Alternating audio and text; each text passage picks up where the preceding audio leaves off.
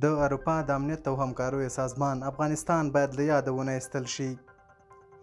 د اروپا د امنیت او همکاریو سازمان وايي افغانستان باید له پامه ونه ویستل شي. د اتریش په پلازمینه ویانا کې د اروپا د امنیت او همکاریو سازمان دایمي غړو خپله جوړه شوې غونډه کې د افغانستان وضعیت څېړلی او په سیمه یې د دې وضعیت د اغیز په اړه خبرې کړي دي.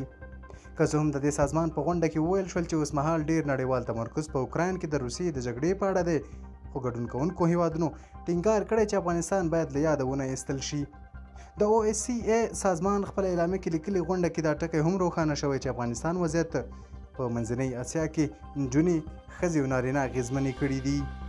اعلامیه د اروپا د امنیت او همکاریو سازمان کې د سویډن د دایمي غړي الیریکا فینیز له قوله لیکي چې افغانستان کې روان حالت پر سیمې پراخ اغېز لري.